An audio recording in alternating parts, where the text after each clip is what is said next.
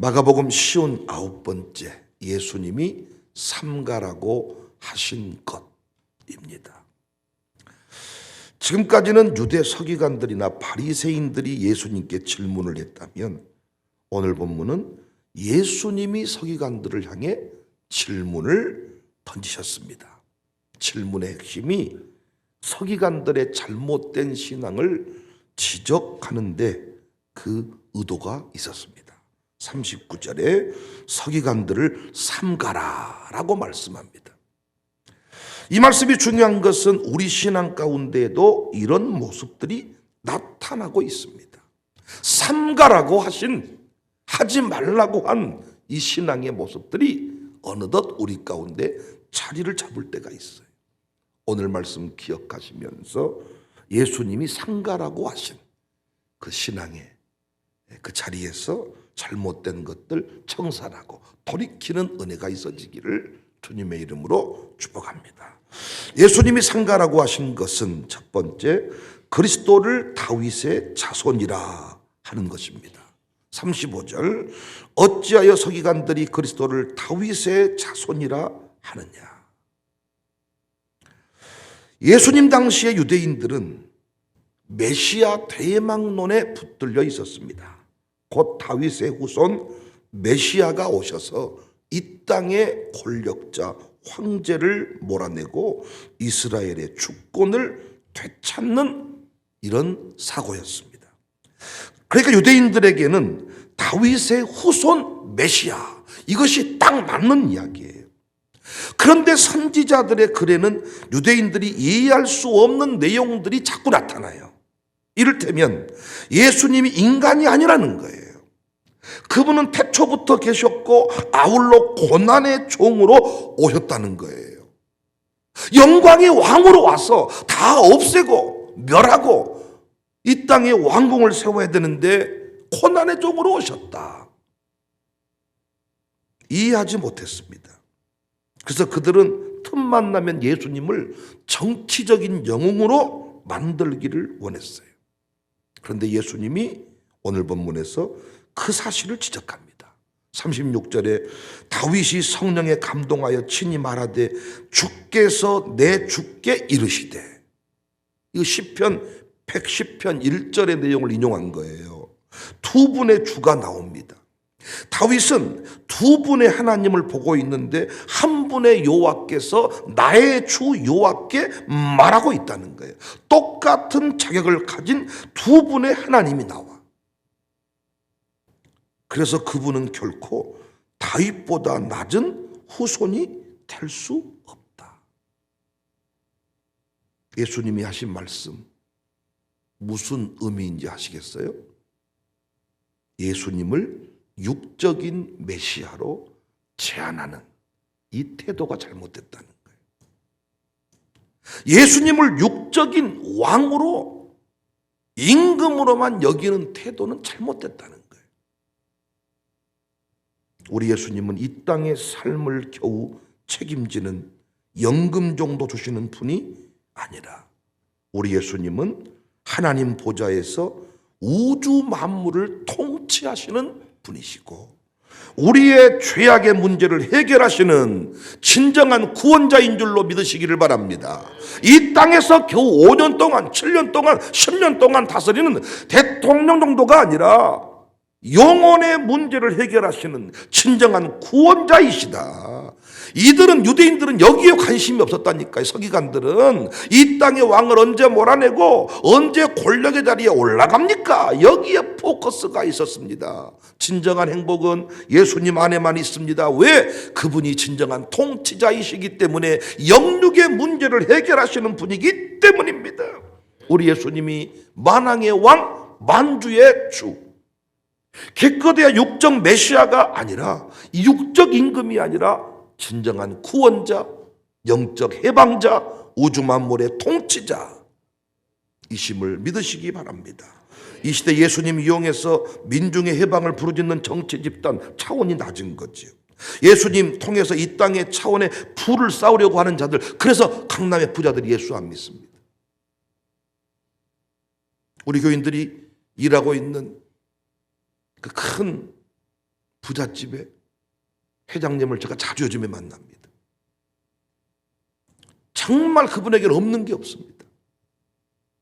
그런데 그분이 가지고 있는 공허함이 있어요. 그래서 제가 새벽 예배에 초대를 했습니다. 진지하게 받아들이더라고요.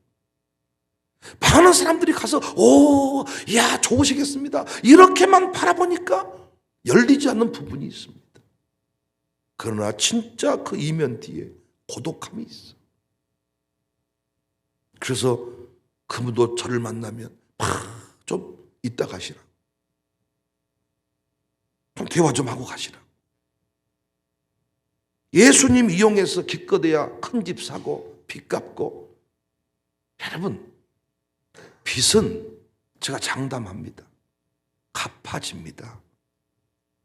빚 갚는데 인생의 목표를 세우세요? 빚 갚으면 뭐 하실래요? 빚이 생각외로 빨리 갚아졌어. 뭐 하실래요? 글쎄요, 그때 또 다른 계획을 세워야지요. 그때 치매 증세가 오는 거예요. 무엇인가를 집중해서 하려고 할 때는 치매 걸릴 시간이 없고 다 긴장을 하고 있는데, 이쯤 됐다 할 때 내 몸 안에 각종 질병이 퍼지고 내 세포가 문제가 생기고. 예수님 이용해서 나는 가난하게 살자, 의도를 가지고 그 얘기는 아닙니다. 하나님이 부하게 하신다는데 뭐 어디 가난하게 살아? 하나님 호텔 준다는데 안 받아요? 받으세요. 못 쓰겠거든 나한테 주시고 우리가 다 잘 쓸 테니까. 우리가 그렇게 이게 아닙니다. 주님이 주시는 영원한 나라의 영광을 봐야 돼. 구원의 감격을 잃어버리면 안 돼. 예수님은 그 인간적인 메시아 관을 신적 메시아 관으로 바꾸어 주셨습니다. 우리 신앙이 자칫 이 땅의 것들만 바라보는 쪽으로 매이기가 쉬운데, 오늘 본문 37절, 다윗이 그리스도를 주라 하였은즉 어찌 그의 자손이 되겠느냐. 세상 통치뿐만 아니라 영원한 통치, 영육간의 통치. 오늘 또 우리 예수님은 우주 만물을 다스리시는 분임을 예수님의 이름으로 구하고 다스리며 살아가시기를 주님의 이름으로 축복합니다.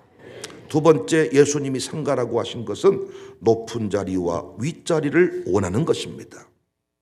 39절입니다. 회당의 높은 자리와 잔치의 윗자리를 원하는 서기관들을 삼가라. 당시 서기관들은 이 땅에서 높아지려고 하는 마음이 가득했어요. 스스로 자신을 높이려고 하는데 온갖 에너지를 쏟았어요. 예수님은 이걸 삼가라고 했습니다.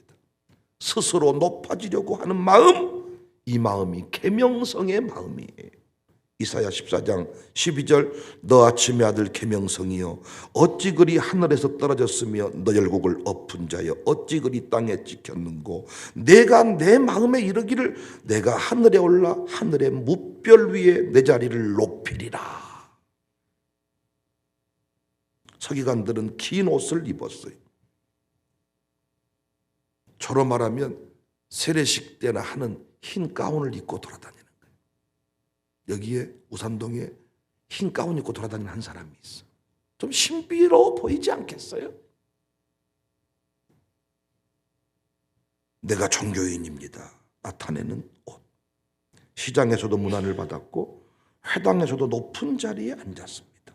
어떤 행사 때에도 윗자리에 앉았습니다. 특별 대우 받았습니다.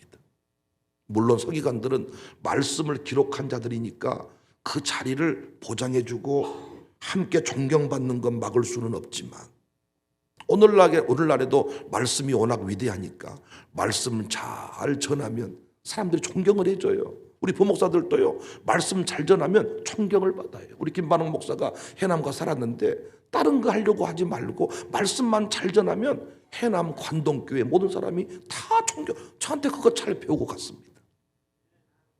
내가 목사입니다. 목에 힘준다고 목사가 되는 거 아니야. 음식 주방장은 음식만 잘 만들어주면 돼.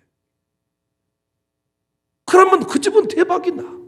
뭘 와서 뭐 다른 소리 할 필요 없어. 음식으로 말해. 음식으로 친절로 말하고. 목사가 말씀을 잘 전할 때 존경을 받는 것은 막을 수가 없지만 아예 그것이 목적이 되었다면 당신은 서기관의 길을 걸어가고 있다는 거예요. 우리 교회는 얼마나 많이 높여줍니까? 우리 교회 얼마나 많이 칭찬해 줍니까 제가? 그런데 자기 스스로가 칭찬받겠다고 마음먹는 사람이 있어요. 이쯤 되면 칭찬해 주겠지, 이쯤 되면 알아주겠지. 참 이상하게 저도 칭찬을 잘하는 목사인데 이상하게 그런 마음을 먹고 있는 권사님 장로님한테는 칭찬이 안 나가더라. 나중에 알고 봤더니 삐쳤다는 거야. 의도를 가지고 한 일은 저도 그분에게 뭔가 칭찬이 잘 안 나가. 나는 우리 교회 초창기 헌신했던 분들 역사를 키우지를 않습니다. 그런데 앉아있으면 자기 입으로 자기가 말하네. 내가 이 교회 구국공신이라는 거야. 나중에 그 의식 때문에 많은 사람이 힘들지는 않을까. 그런 의식 가진 사람 인사를 잘 못해. 난 우리 교회 김영미 성도, 늘 집사라고 착각할 만한 김영미 성도 인사 잘해. 근데 어느 순간 지나면 인사 안 해. 지가 이제 이 교회를 알았다나 와서 보니까 별거 없다나 조만간에 망합니다. 난 우리 교회가 스스로 내가 내 이름을 내려고 막 노력하는 그런 것에 익숙하면 안 된다는 거예요. 목사가 설교 열심히 잘하고 목회 열심히 하면 존경이 따라오는 것이지. 그건 안 되면서 목사를 잘 섬겨라. 장로님 기도 열심히 하고 목사와 목회 열심히 협력하면 존경을 받는 것이지. 왜 목사님만 존중하고 나는 개털 취급하냐고 성질내는 분이 있다 그래요.